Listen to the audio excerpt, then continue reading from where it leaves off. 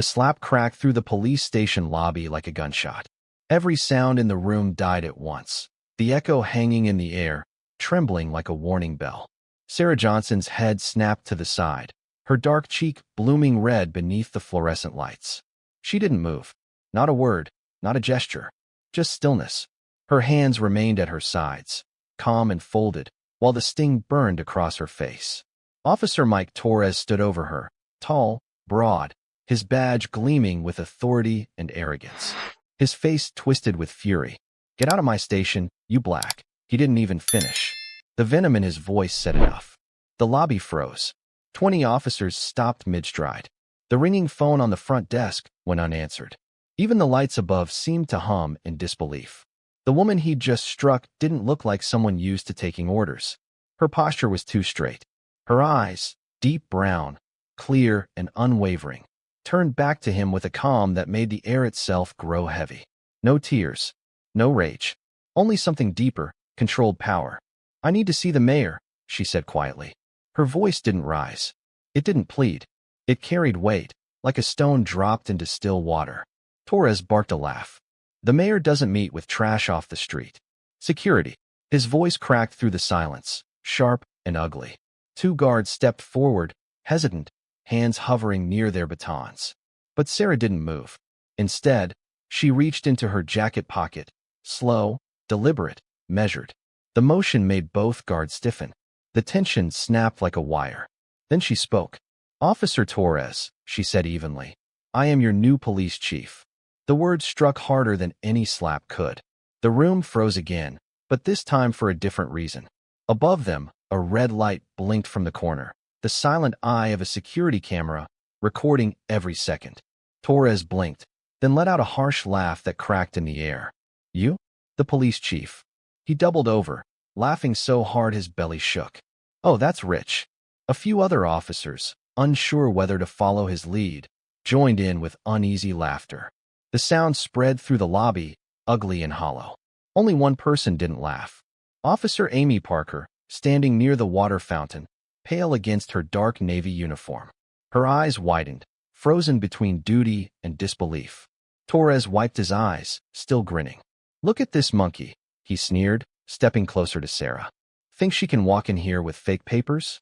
Sarah pulled out a folded document, crisp, official, bearing the Golden City seal. "This," she said, holding it out, "is my appointment letter, signed by Mayor Richardson yesterday." Torres snatched it from her hands. His fingers crushed the paper as his eyes darted over the words, his lips moving as he read. Slowly, the laughter drained from his face. It turned dark, his expression hardening into something uglier than disbelief. "Nice try with the forgery," he hissed. He tore the letter in half, then quarters, then into shreds that floated to the floor like dead butterflies. Gasps rippled through the room. Amy's trembling hand rose to her phone. She hit record, her thumb shaking as she captured everything. Sarah's voice remained calm. "That was an official city document. You just committed a federal offense." "Federal offense?" Torres took a step closer, his breath thick with coffee and rage. "You know what's an offense? You walking in here pretending to be one of us." Behind him, the duty roster lay open on his desk, columns of names, times, and shifts that didn't match. But in that moment, no one dared look. "Johnson, Martinez," Torres barked. "Drag this woman out of here. If she resists, use force." The guards hesitated. Something about the stillness in Sarah's eyes made them pause. She hadn't raised her voice. She hadn't moved an inch. Yet she radiated command. "I said move," Torres shouted. Heavy footsteps echoed from the stairwell, steady, deliberate, echoing on the worn linoleum like a drumbeat. Every head turned. Mayor Richardson appeared at the top of the stairs, silver hair shining beneath the harsh light. Behind him, 2 city councilmen followed in silence. The mayor's eyes swept the room, cold and sharp as winter glass. The laughter died instantly. Officers straightened. Hands fell away from weapons. The only sound was the mayor's slow descent down the steps. "Mayor Richardson," Torres stammered, his face draining of color. "Sir, this woman was causing a disturbance. Claims to be Chief Sarah Johnson." The mayor stopped at the bottom step. His gaze settled on Torres. "I see," he said evenly. Then, with a glance toward Sarah, "So, You've already met some of your staff. The words fell like a hammer. The room became a tomb. Amy Parker's phone captured every second. Torres's mouth opened, but no words came. Sweat rolled down his temples in thin rivers. Sir, I didn't know. Nobody told me. Apparently not, the mayor said coldly. Chief Johnson, I apologize for this reception. Sarah brushed a few paper fragments off her jacket sleeve. No need, Mayor Richardson, she replied. This has been quite educational. Her calm terrified Torres more than any outburst could have. Educational. His voice cracked. Yes, Sarah said simply. Her eyes swept across the faces in the room. The mockers, the bystanders, the silent witnesses. I've learned exactly what kind of department I'm inheriting. Above her, the red camera light blinked again, steady, patient, immortal. Torres's world began to crumble 1 second at a time. What had she already seen? What had she noticed? The mismatched duty rosters? The hesitation of the guards? The fear in their eyes when they looked at him? A shadow moved on the second-floor balcony. Director Robert Hayes, Internal Affairs, stood there watching, his face pale and unreadable. The real investigation hadn't even begun. Chief Johnson, the mayor said firmly, turning toward the crowd. This is your department now. You have full authority. The words struck like a verdict. Torres's knees buckled. He collapsed to the floor with a dull crack, hands trembling as he tried to rise. No, no, no, no. His voice broke. Chief Johnson, I'm sorry. I didn't know. Tears streaked his face. He crawled toward her, his hands shaking, reaching for her shoes. Please, I have a family. Kids, please don't fire me. Sarah's gaze didn't waver. Stand up, she said. Her voice could have frozen steel. He couldn't. His body shook like a marionette with cut strings. 20 years of arrogance crumbled in 20 seconds. Stand up, she repeated. But Torres only wept harder. The mayor looked away. The councilmen whispered among themselves. The officers who had laughed moments earlier stared at the floor. The silence was suffocating. Finally, Sarah spoke again. Calm, deliberate, impossible to ignore. I want to see the security footage. Amy Parker stepped forward, still trembling but resolute. Yes, Chief. She hurried to the desk, pulled up the live feed. The monitor flickered to life, dozens of camera angles across the building. Sarah's eyes flicked to the one above them, the blinking red light. Go back 1 week. Amy hesitated, then did as ordered. The footage rewound. Monday, Tuesday, Wednesday. The images were damning. A black woman approaching the front desk. Torres shouting. Security dragging her out. A frail black man with a cane. Torres shoving him to the floor. A teenager pleading about his arrested father. Torres grabbing him by the collar, slamming him against the wall. 5 incidents. 5 victims. All black. All treated like criminals. Gasps filled the lobby. Officers who had laughed minutes ago now stepped back from Torres like he carried a disease. Jesus Christ, someone whispered. Amy's voice shook. Every one of them, from the Market District. Sarah didn't blink. Pull up the duty roster. Amy's fingers flew over the keyboard.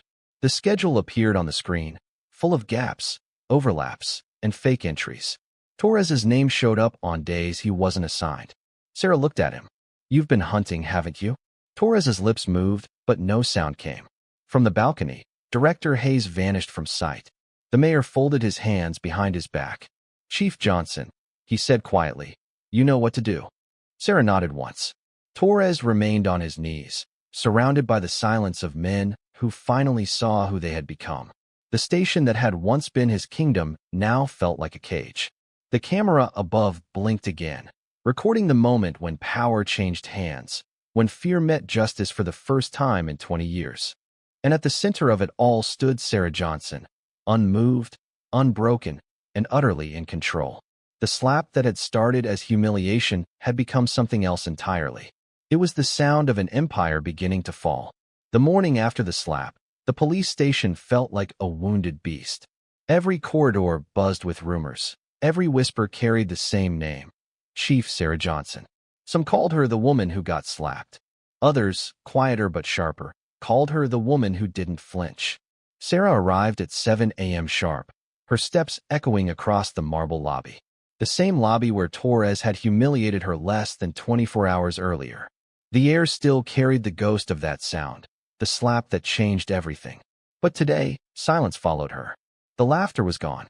The stairs were heavy. She moved like someone who belonged there, not because of a title, but because of presence. Calm, centered, in control.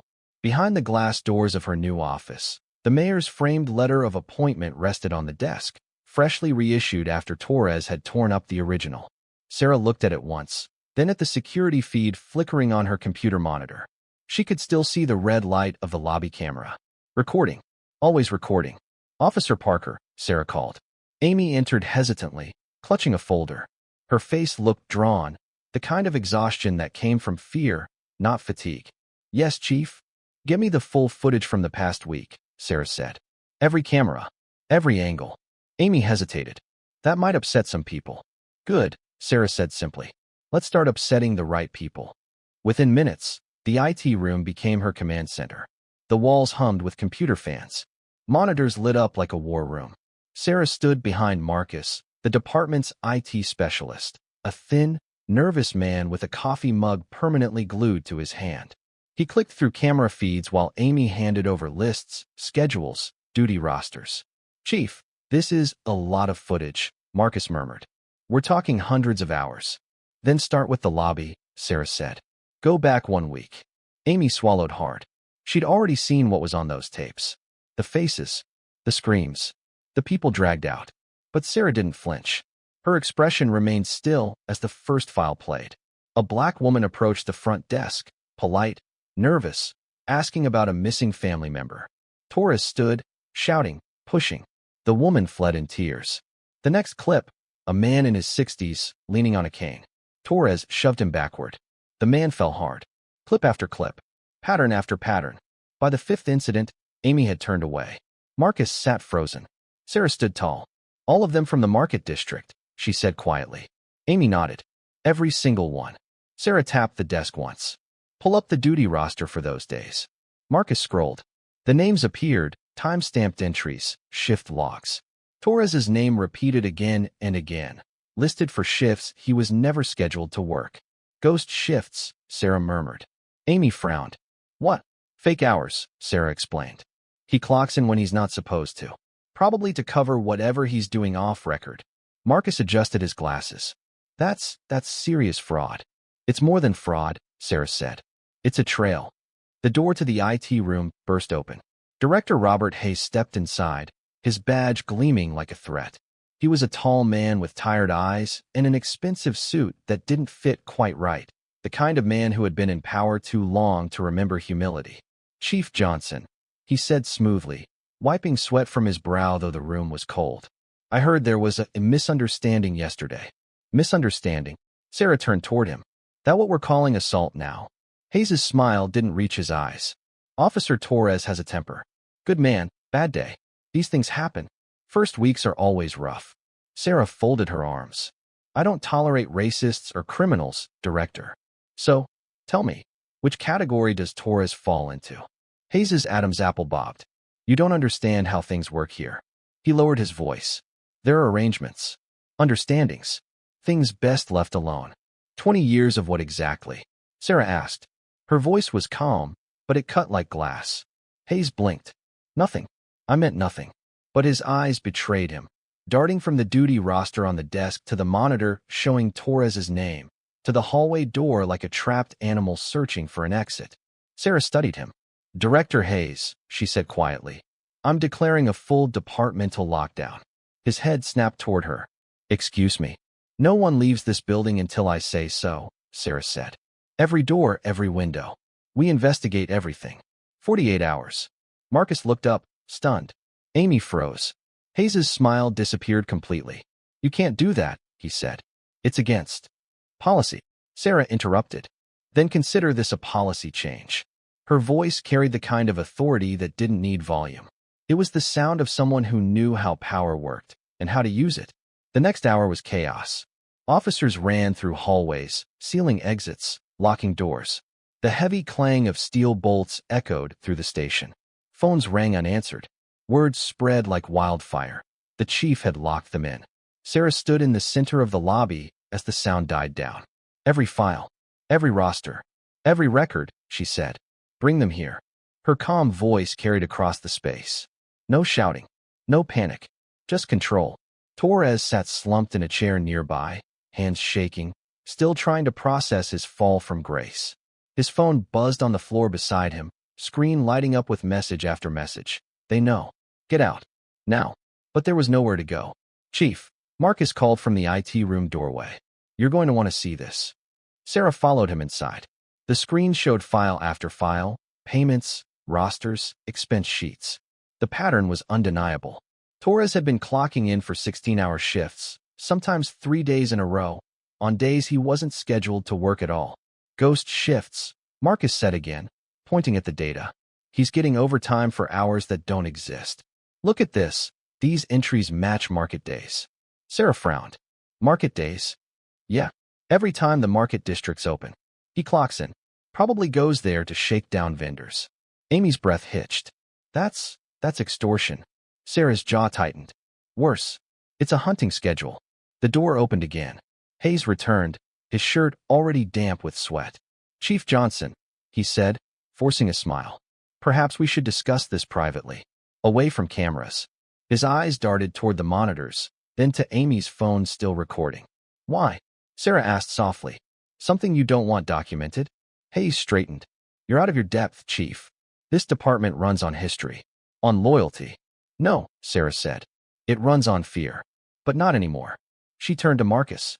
Start pulling everything from the last 6 months. Every report, every video, every payroll file. Back up everything to external drives. Triple copies. Hayes' phone buzzed. He ignored it. Problem with your phone, Director? Sarah asked. No, Chief. Just family. Then they can wait, she said, already moving toward Torres's desk. The open duty roster still lay there, pages fluttering under the air vent. She ran her finger down the entries. 16 shifts last week. Scheduled for 5. She looked up. That's a lot of ghost work for one man. Hayes stepped forward. Chief, these are serious accusations without evidence. Sarah turned slowly, eyes locked on him. Director Hayes, she said. In my experience, men who run clean departments don't sweat through their shirts. Marcus choked on a laugh, then coughed it away. Amy returned moments later with an armful of duty rosters. 6 months of schedules, Chief. Her hands shook as she set them down. There's something else. Hayes cut in. Officer Parker, remember your position. But Amy's fear cracked. Her voice wavered, then steadied. I've seen things, she said. Recorded things. Torres taking envelopes. Hayes signing off on fake reports. The temperature in the room seemed to drop 10 degrees. Torres, still on the floor, snarled. You little. Officer Parker, Sarah said gently, cutting him off. Do you have proof? Amy nodded. Videos. Photos. 2 years' worth. I was scared to report it because internal affairs was compromised, Sarah finished for her. Hayes' face had gone from white to gray. This is a witch hunt, he spat. 20 years I've served this department. Sarah tilted her head. 20 years of what, exactly? Hayes opened his mouth, but said nothing. The silence was worse than an admission. Get me IT, Sarah ordered. All camera files, last 6 months. Financial records. Overtime reports. And someone bring me coffee. It's going to be a long 48 hours. The order snapped everyone into motion. Officers scrambled through the halls. The spell of the old regime had begun to break. Hayes leaned closer, lowering his voice. You don't know what you're doing, he whispered. You'll destroy this department. Sarah met his eyes. No, she said. I'm saving it. He stepped back, but she wasn't finished. I know exactly what I'm doing, Sarah continued, her tone icy calm. I'm turning on the lights. And we're going to see what's been hiding in the dark. Torres's phone buzzed one last time, the message glowing across the cracked screen. Get out now. They know. He didn't move.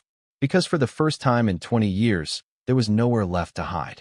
The IT room filled with the hum of servers, the clatter of keyboards, the rustle of papers.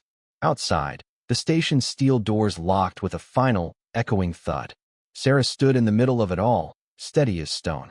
The slap that had humiliated her had set fire to a machine built on fear. And now, inside these sealed walls, she intended to watch it burn. The night bled into morning. The fluorescent lights never flickered off. The hum of servers became the station's new heartbeat. Outside, the city went about its day, unaware that inside this sealed building, decades of lies were unraveling one keystroke at a time. 6 hours into the lockdown, the IT room looked like a command post. Coffee cups, cables, and open folders covered every surface. Sarah Johnson stood in the middle of it all, her sleeves rolled, eyes sharp and sleepless. She hadn't sat down since dawn. "Chief," Marcus said from behind a cluster of monitors, "you're going to want to see this." He dragged a file into view, and the screen filled with dates, timestamps, and payroll logs. "Look, Torres has been claiming overtime every single market day for the past 3 years. He's getting paid for 16-hour shifts that don't exist." Sarah leaned in. "How much?" Marcus clicked through line after line. "Tens of thousands. Maybe hundreds." Amy Parker, standing beside Sarah with her phone in hand, whispered, "He's been hunting them." Sarah's jaw tightened. "The market vendors?" Amy nodded. "All from the market district. They can't afford lawyers. Some of them don't even speak English well.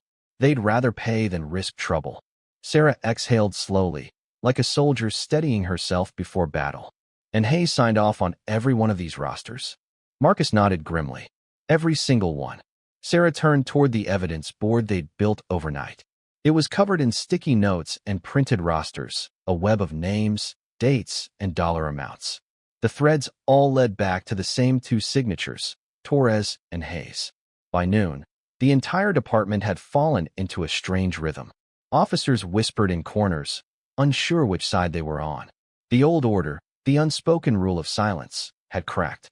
The ones who used to laugh with Torres now avoided his eyes. In his office, Hayes was pacing like a trapped animal. Sweat soaked through his white shirt. He'd made a dozen phone calls, each one shorter and more desperate than the last. Every line he tried went dead. The mayor wasn't answering. City Hall had gone silent. Sarah watched him through the glass wall of her office. The way he moved told her everything. Panic disguised as confidence. "Chief," Marcus said, interrupting her thoughts, "I found something else." He pulled up a folder buried deep in the archives. "It's a list. Vendors, all from the market district. Next to each name, an amount. Hundreds, sometimes thousands." And he clicked on another tab. Every name appears in Torres's personal logs. Personal logs? Sarah frowned. Marcus reached under the desk and placed a worn leather notebook on the table. "We found it in his locker." Sarah put on gloves and opened the cover. The handwriting was neat, deliberate, almost proud. Chin's Grocery, $500 monthly. Martinez Produce, $300. Washington's Fish, $600. Page after page of names. Amy's voice trembled. "That's hundreds of victims." Sarah turned to the next page. At the bottom, two signatures. Torres. Hayes. 50-50 split, Sarah murmured. Marcus's fingers flew across the keyboard. "At $30,000 a month," he said, doing quick math. "That's over $10 million in 5 years." Sarah's stomach turned. How many people had to pay to survive? Amy spoke softly, almost to herself. "Everyone. Every shop, every stall. I grew up near there. People used to joke that you paid the police before you paid rent." Sarah looked up. Not a joke anymore. The door opened suddenly. It was William, the janitor. He'd worked there 15 years, cleaning up after men like Torres.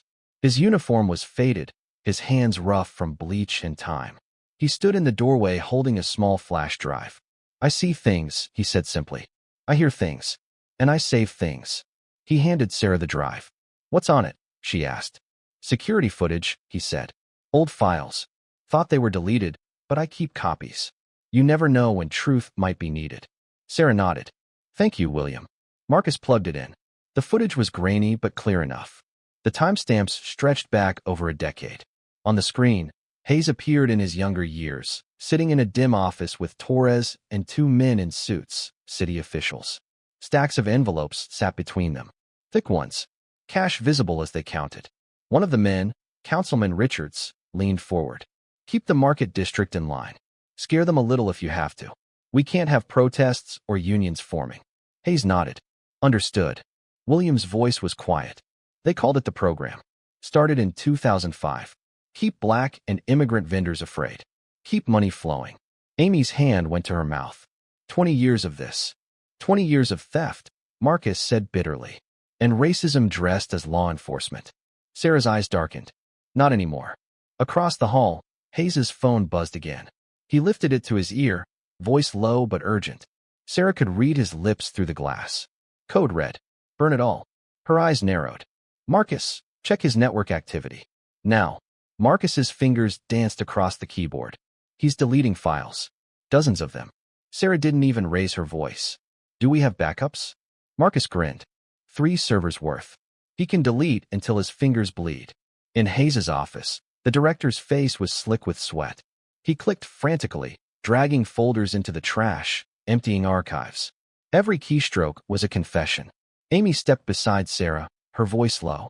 He's destroying evidence. Sarah's reply was cold. Then let him dig his own grave.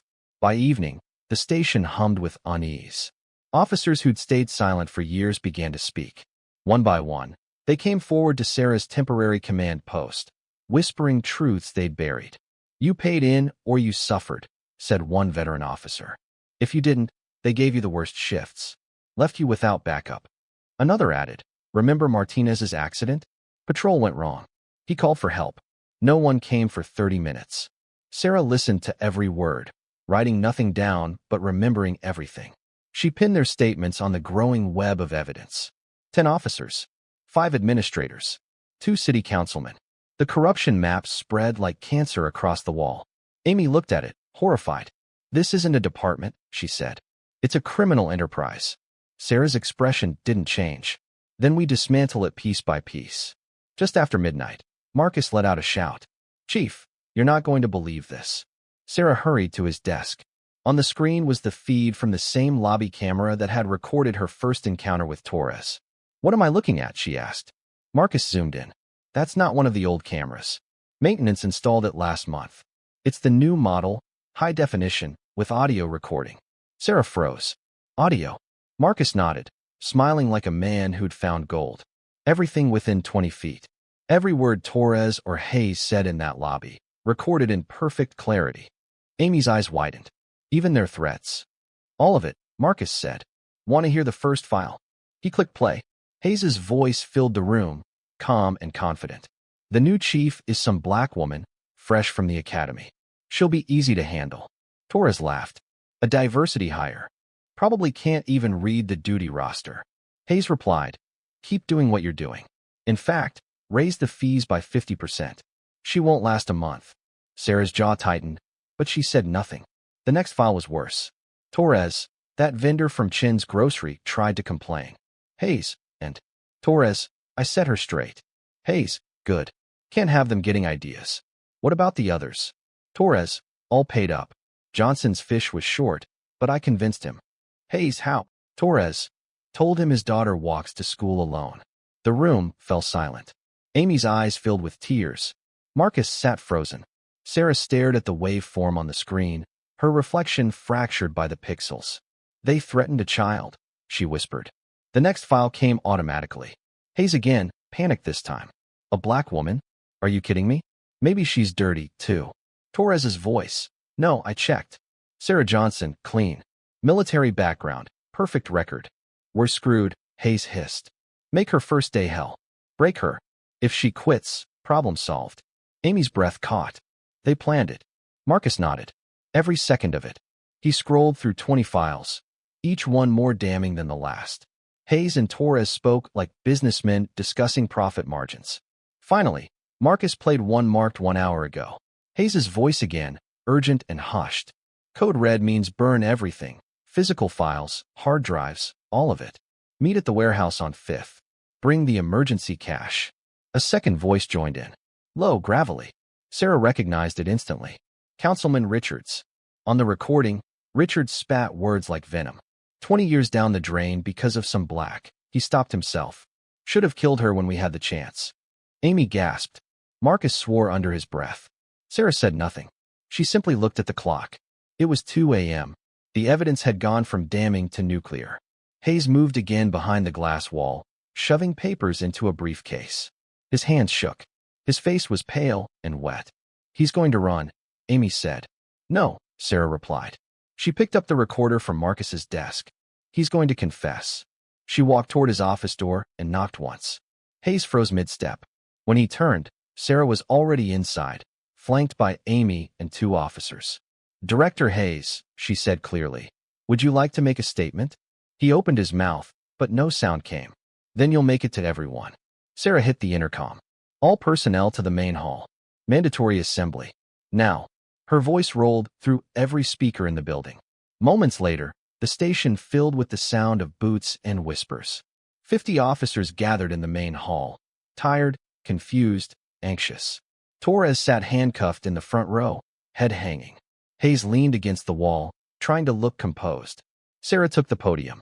Behind her, the projector flickered to life, displaying files, images, names. 72 hours ago, she began.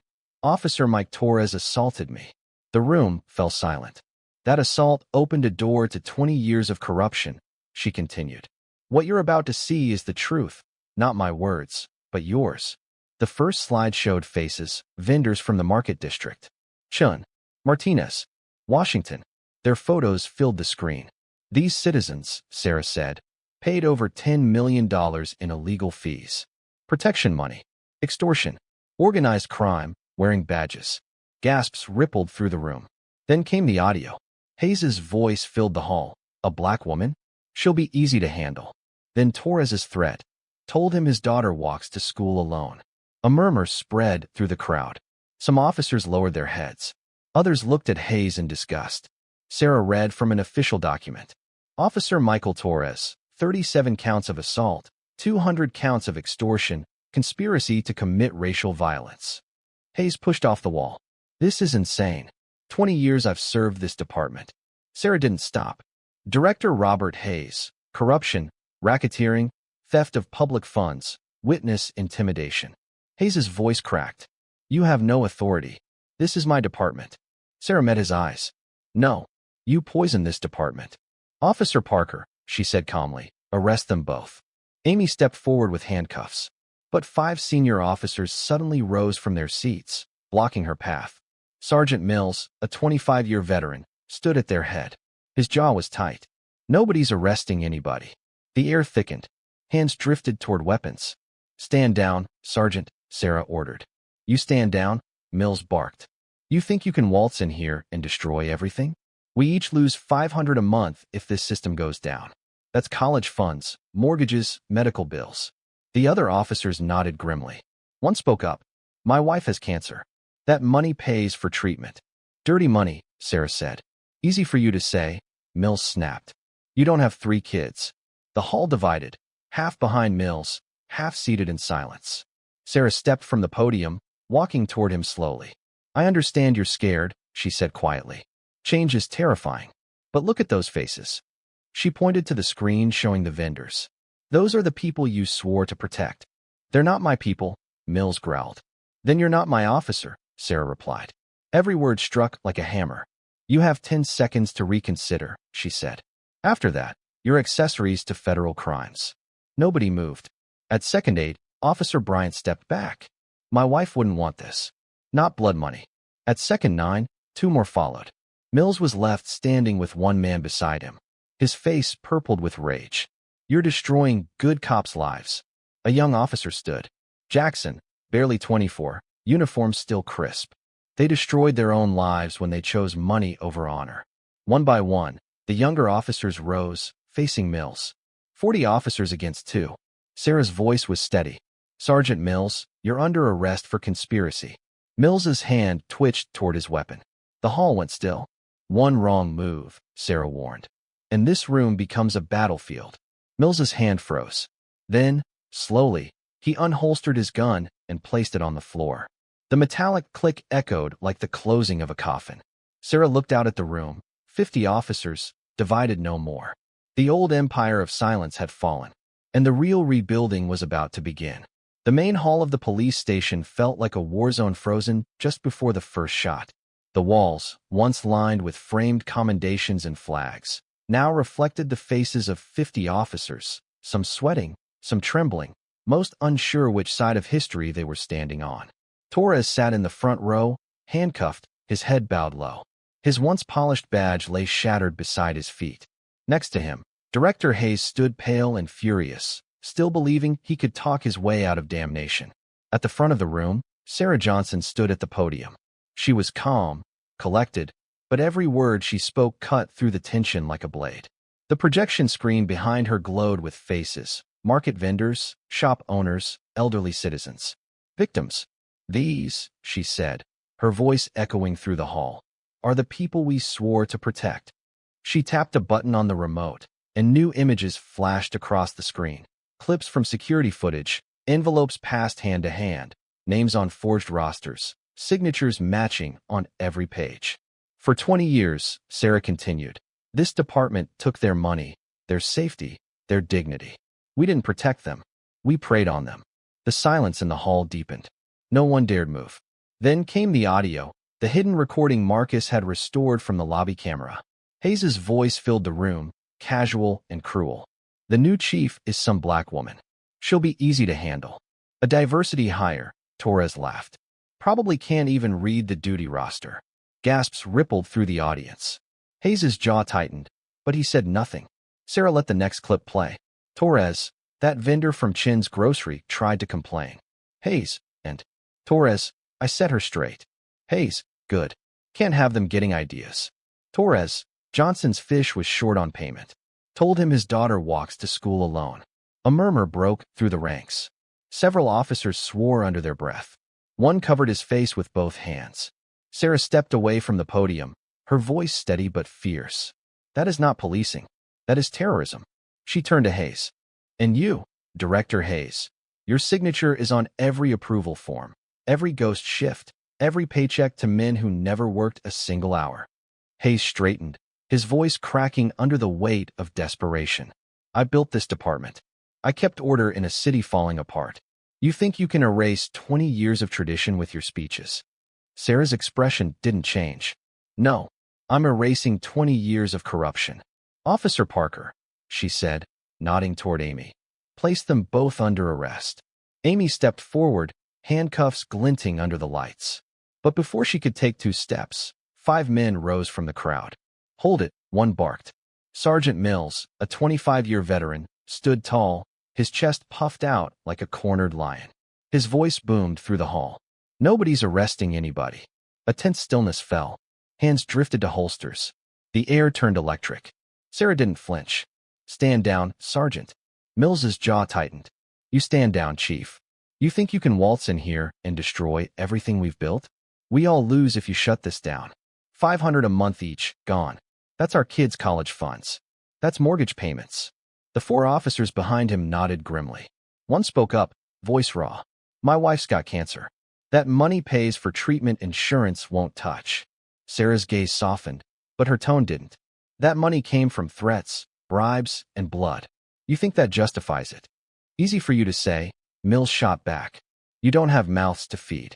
The room split like a cracked mirror, half standing with Mills, half sitting in silence, unsure where to turn. Sarah stepped down from the podium. No shield, no microphone, just her and 5 armed men ready to defend a dying empire. I understand fear, she said quietly. Change terrifies people. But look around you. Look at those faces. She gestured to the screen, still showing the victims. Those are the people who paid for your kids' education, who lost their homes so you could keep yours. You call that order? Mills's voice wavered but stayed loud. They're not my people. Sarah's answer came sharp and certain. Then you're not my officer. Her words landed like a verdict.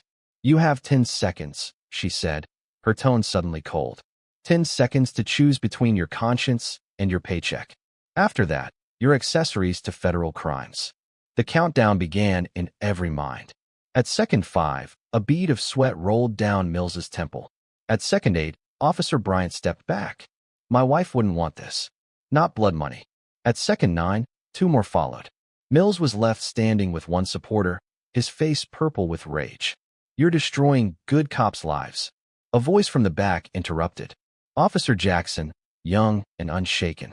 They destroyed their own lives when they chose money over honor. Slowly, one by one, the younger officers rose from their seats until 40 stood facing Mills. The weight of their silent defiance pressed down on him. Sarah's voice was soft but final. Sergeant Mills, you're under arrest for conspiracy. Mills's hand twitched toward his weapon. Every other hand in the room moved at once. Guns half drawn. The hall froze in breathless tension. Choose carefully, Sarah warned. Your next decision decides whether you retire or die in prison. The seconds dragged. Mills's hand trembled halfway to his holster. Then, like air escaping a punctured tire, the fight drained from him. He unholstered his weapon slowly and placed it on the ground. The metallic clink echoed like a coffin closing. Sarah nodded to Amy. "Take them." Amy's hands didn't shake this time.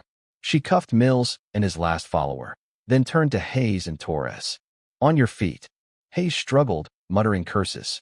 Torres didn't move, tears streaking down his face. When the four were let out, silence filled the hall. No one cheered. No one spoke. The moment was too heavy for celebration. Sarah turned back to the crowd. "This department dies today," she said.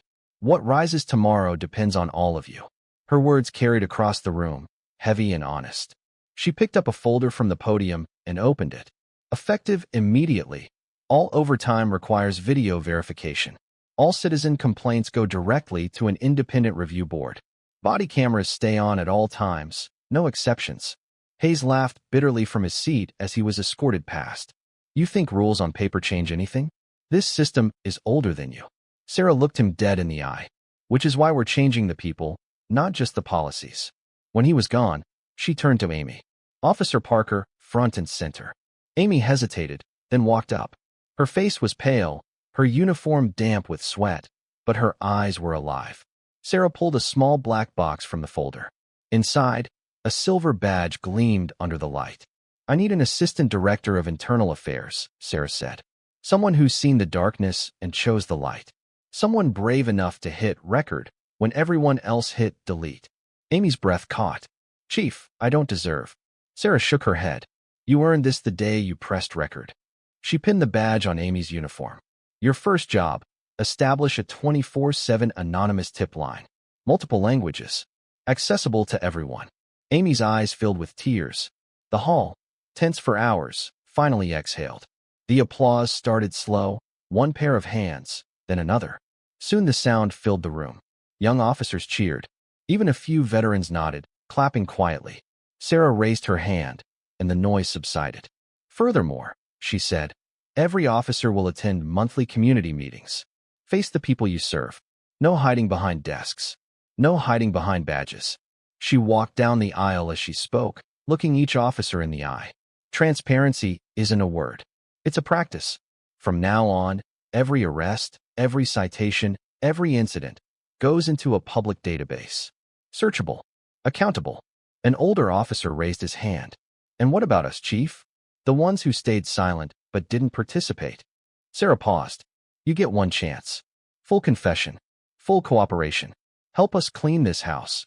Or join your friends in custody." 20 hands shot up immediately. Officers ready to purge their conscience. Sarah returned to the podium. "This badge," she said, lifting hers into the air, "doesn't make us special. It means service, not supremacy. Protection, not profit. If you can't accept that, leave now." Nobody moved. The old order was broken. Amy wiped her eyes, still standing by the podium. "Chief," she asked softly, "what about the vendors? The people Torres terrorized?" Sarah smiled for the first time in days. "Full restitution. Every dollar stolen will be returned, with interest. And every apology will be made in person, by the officers who took part, or who stayed silent." The words hung in the air like sunlight breaking through clouds. Some faces showed relief, others fear, but all understood that something irreversible had begun. Sarah's gaze swept the room. "One last thing. This badge, this uniform, this authority, they're not ours. They belong to the community. We're just borrowing them. And loans can be recalled." Every head turned toward the still blinking lobby camera, the one that had recorded everything since the day Torres struck her. Sarah met its unblinking eye. "To everyone watching," she said, "your police department is under new management. We serve you, all of you, equally." For the first time in 20 years, the station erupted in applause that wasn't forced. Outside, dawn bled across the city skyline. The air felt lighter. Somewhere in the distance, the sound of a market opening drifted through the streets. Voices, laughter, life. Inside, the chief's voice carried over the hum of computers and the shuffle of paper. "Today, we rebuild," she said. "And this time, we build it right." Weeks passed. Change came not as a roar, but as a steady rhythm. The sound of new beginnings. The station's walls were stripped of their heavy gray paint. replaced with glass panels that let sunlight pour through. The once sealed fortress had become transparent, literally and symbolically. Sarah watched as construction workers removed the last metal barrier from the front steps. For years, those steps had felt like a divide between law enforcement and the people outside. Now, they were open. In the training room, new recruits sat in rows, faces of every color, every background. Black, brown, Asian, white, men in wheelchairs, women in hijabs, a mosaic of the city itself. Officer Rodriguez, now head of recruitment, stood before them. "We're not looking for warriors," he said. "We're looking for neighbors. People who see this badge as a responsibility, not a weapon." A young black man raised his hand. "My cousin got arrested by Torres. Does that disqualify me?" Rodriguez smiled. "The opposite. You know why change matters. That's exactly why you belong here." Sarah watched from the doorway, pride softening her usually steel expression. Down the hall, Amy Parker ran her first internal affairs briefing. 6 young officers sat around the table, notebooks open. "Transparency isn't just policy," Amy said. "It's daily practice. Every complaint gets investigated. Every citizen concerned gets a response." Officer Jackson raised his hand. "And if senior officers push back?" Amy smiled faintly. "Then you call me, day or night." The days of silence are over. In the lobby, a new sign hung above the desk: Public Access Center, file requests, complaints, and community assistance. The fortress had become a meeting place. Every afternoon, sunlight streamed through the glass. Officers chatted with civilians. Children waved to patrol cars instead of hiding from them. One afternoon, an elderly woman entered, Mrs. Chun from the grocery store. She carried a small box of oranges, her hands trembling not from fear but emotion. "Chief Johnson?" she asked softly. Sarah stepped out from her office. "Mrs. Chun, please, come in." The old woman placed the box on Sarah's desk, then suddenly hugged her tight. "My daughter," she whispered. "She says she wants to be police officer like you." Sarah's throat tightened. "Tell her our doors are open to everyone now." Mrs. Chun hesitated. "She's afraid. Says police don't want Chinese girl." "Not anymore," Sarah said.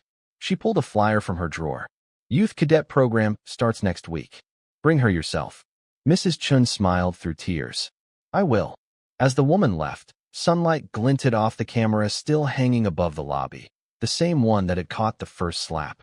Now it watched something else, hope returning. Sarah stood in that same spot where humiliation had once lived. The marble floor gleamed. The air felt lighter. The walls echoed not with cruelty, but with purpose. Amy joined her, holding a stack of reports. "Hard to believe it's only been 3 months, she said. Sarah nodded, her eyes on the camera. 3 months since I was struck in this very room. He thought violence was strength. He thought fear was power. She stepped closer to the lens, her voice calm but firm. He was wrong. Officers and civilians in the lobby paused to listen. "Justice doesn't arrive on its own," Sarah said. "It doesn't fall from the sky or rise from the ground. It happens when ordinary people do extraordinary things." She held up her phone. "See injustice? Record it. Every phone is a weapon against corruption." Amy added, "And every voice matters. Call our hotline, 1-800-JUST-ICE, 24 hours, 7 days a week. Anonymous if you need." Sarah looked back at the camera. "To everyone watching, remember, you are the justice system. Not us. Not the courts. You." The lobby fell silent. Officers, civilians, even children listened. Sarah's hand brushed the badge pinned to her chest. "Share this story," she said quietly. "Not because it's unique, but because it isn't. This corruption exists in 1,000 cities. This fear lives in 1,000,000 hearts. But if it can change here," she touched the marble where she'd once stood bleeding, "it can change anywhere. All it takes is one person refusing to stay silent." Her smile was calm, unshakable. "The badge doesn't make us special. Courage does. And courage lives in everyone." The camera blinked, recording it all. One final message, one unbroken truth. Justice wasn't restored overnight. It was rebuilt, brick by brick, heart by heart.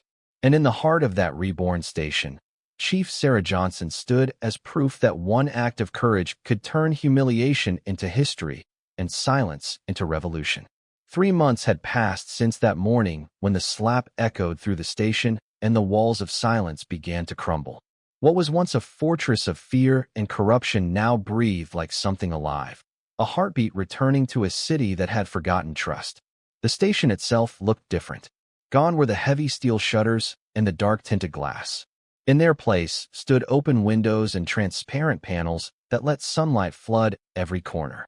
The air smelled of coffee and paperwork instead of sweat and secrets. People came and went without fear, civilians filing complaints, officers helping them fill out forms, children waving at the front desk. It wasn't perfect, not yet, but it was human. Chief Sarah Johnson stood by the front window, watching the morning crowd outside. The market district was alive again. Laughter, chatter, the music of street vendors calling to customers. The same streets that had once trembled under extortion now sang with renewal. "Chief," a voice called from behind her. Amy Parker stepped into the office, holding a stack of reports. The badge on her chest gleamed. Assistant Director, Internal Affairs. The weight of that title hadn't dulled her humility. She was still nervous sometimes, but the tremor in her voice had turned into strength. "Morning, Amy," Sarah said, turning with a small smile. "How's the new unit holding up?" Amy grinned despite the exhaustion in her eyes. 6 new investigators. All volunteers. We've already processed 32 complaints, mostly about minor misconduct, attitude, response time, that sort of thing. Not brutality? Amy shook her head. Not a single one. Sarah's shoulders relaxed slightly. That's progress. Amy placed a paper on the desk. We've also traced restitution payments. So far, every market district vendor has received compensation. $2.1 million in total, approved by the city and backed by seized funds from the Hayes Torres accounts. Sarah's lips curved into something rare, a genuine smile. They finally got their money back. And their apologies, Amy added softly. Every officer involved was required to visit them in person. Sarah walked toward the bulletin board behind her desk, a wall of photos showing the faces of community members. Mr. Washington from the fish stall, Mrs. Martinez with her fruit stand, old Mr. Chun and his daughter. Each face was marked with the same thing, freedom. They deserve more than money, Sarah said. Amy nodded. They're getting something better. Trust. A knock came at the door. Officer Rodriguez stepped in, his uniform neat, clipboard in hand. "Chief, the new cadet orientation's about to start. You'll want to see this." Sarah glanced at Amy. "Come on. Let's see what the future looks like." The training hall buzzed with anticipation. 50 recruits sat in rows, men and women, young and old, black, white, Asian, Latino. Some were veterans, some were fresh out of college. One woman wore a hijab, another had a prosthetic arm. On the wall behind them hung a massive sign that read, "To serve is to see." Sarah stepped onto the stage as the chatter quieted. "Good morning," she began, her voice even but warm. "You're sitting in seats that once belonged to men and women who forgot what those words on the wall meant. But today, you have the chance to remember." Her eyes swept the room. "This badge," she said, holding hers up, "isn't a symbol of power. It's a promise. It doesn't make you better than anyone else. It makes you responsible for everyone else." A young man in the front row raised his hand. "Chief, what if we fail? What if we end up like them?" Sarah smiled faintly. "Then you get back up. You admit the truth. You fix it. Accountability isn't weakness, it's strength." From the back, Officer Rodriguez added, "And if anyone here ever takes a bribe, threatens a civilian, or abuses power, you won't have to wait 20 years for justice. Because it'll come from inside this room." The recruits nodded solemnly. "All right," Sarah said, stepping down from the stage. "Let's begin." Later that afternoon, sunlight poured into the lobby. The sound of laughter carried from the front desk, a sound once unthinkable in this building. Mrs. Chin stood there, her hands wrapped around a box of oranges. Her back was slightly hunched with age, but her eyes sparkled. "Chief Johnson," she asked, hesitating near the door. Sarah emerged from her office. "Mrs. Chun, please, come in." The elderly woman approached slowly, setting the box down on the counter. "I brought these for you. From the first crop of the new season." Sarah smiled. "You didn't have to do that." Mrs. Chin's smile wavered. Then she reached out suddenly and hugged Sarah tight. The gesture was unexpected but deeply human. "My daughter, Mrs. Chin whispered. She says she wants to be police officer like you." Sarah stiffened, then gently returned the hug. Tell her we'd be honored to have her. She's afraid, Mrs. Chen said softly. Says police don't want Chinese girl. Sarah pulled back just enough to meet her eyes. Not anymore. She walked to her desk, took a flyer, and handed it to her. Youth Cadet Program. Starts next week. Bring her personally. I'll be waiting. Tears filled Mrs. Chen's eyes. Thank you, Chief. As the woman left, Sarah stood in the doorway, watching her go. The sunlight caught the badge on her chest, throwing reflections on the marble wall. The same wall where, 3 months earlier, her cheek had burned red from a slap. Now that same spot gleamed with gold light. Down the hall, Amy Parker led her first full internal affairs meeting. The conference room, once used for cover-ups, was now a hub of transparency. All right, Amy said, standing at the head of the table. Rule number 1. Every complaint gets investigated, no matter who it's about. Officer Jackson raised his hand. What if it's against someone high-ranking? Then we double the scrutiny, Amy replied. If they're clean, we clear them fast. If they're dirty, we don't flinch. The others nodded.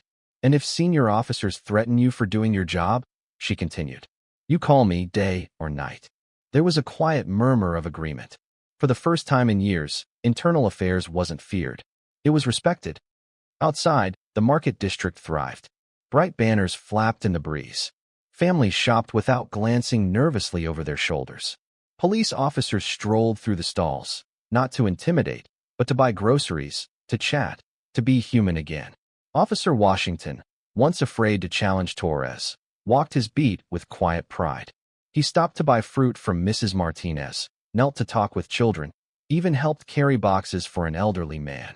Officer, a little girl called, pointing to her ball stuck behind a fence. Washington smiled and retrieved it for her. No threats, no orders, just kindness.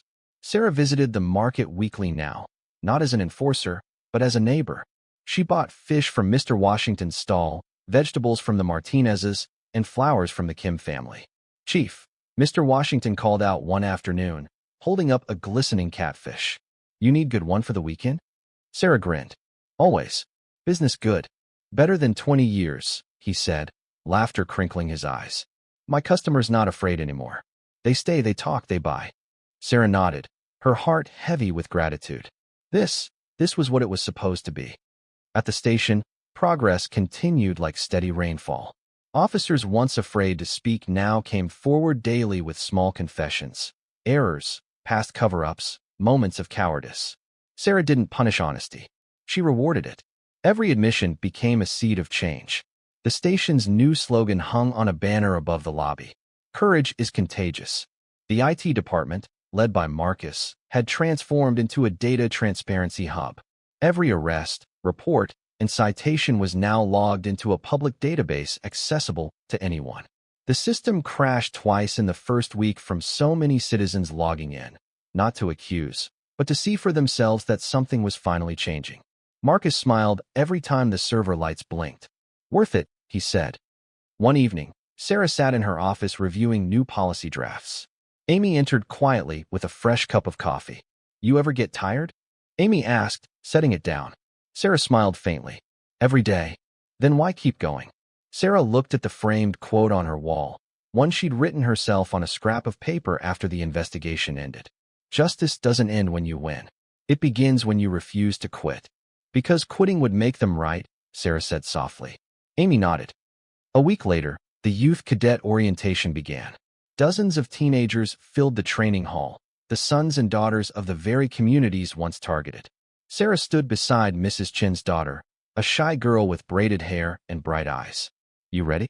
Sarah asked. The girl nodded nervously. I think so. Then you're already braver than most. The girl smiled. When the group pledged their oaths, Sarah felt something tighten in her chest, pride mixed with disbelief.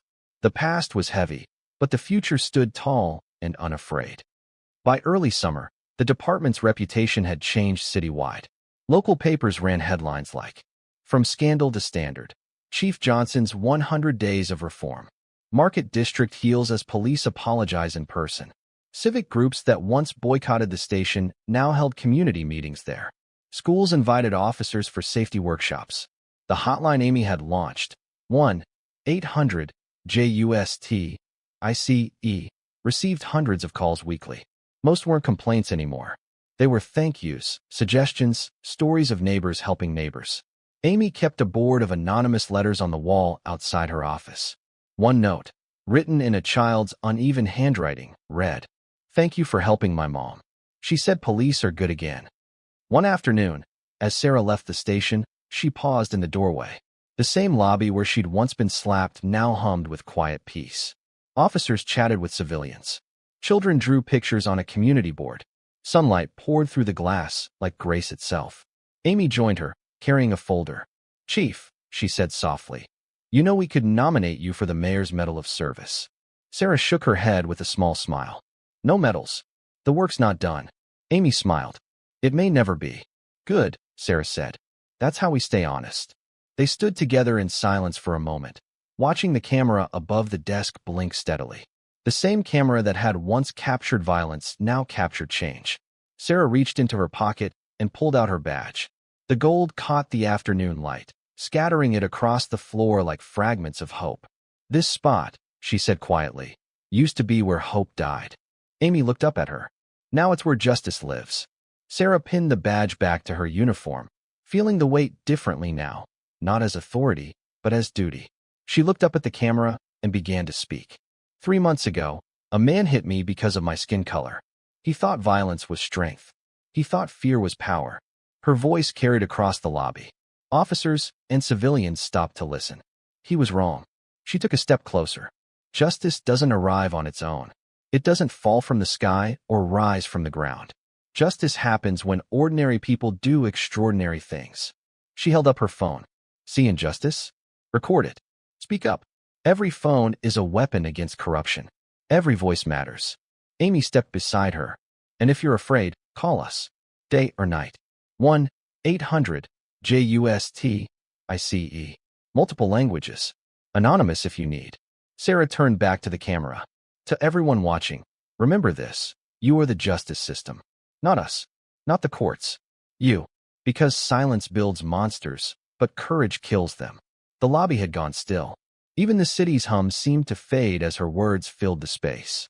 She thought of Mrs. Chin's daughter training to be an officer, of market vendors laughing again, of Amy finding her voice, of Torres, Hayes, and Mills facing the justice they'd long denied others. "Share this story," Sarah said. "Not because it's special, but because it isn't. This kind of corruption exists in 1,000 cities. This kind of fear lives in 1,000,000 hearts. But if it can change here," she touched the marble wall beside her, "it can change anywhere." She paused, letting the weight of that truth settle. "All it takes," she said softly, "is one person refusing to stay silent. One video, one call, one stand." Her smile was small but radiant. "The badge doesn't make us special. Courage does. And courage lives in everyone." The camera blinked one last time. Outside, the setting sun turned the station's glass walls gold. Inside, a new story began, not of power or punishment, but of people rebuilding what had been broken. And as night fell over the city, the red light on the camera stayed on, still recording, still witnessing, still reminding anyone who would listen that justice never truly ends. It only begins again, every day, wherever someone decides to do what is right.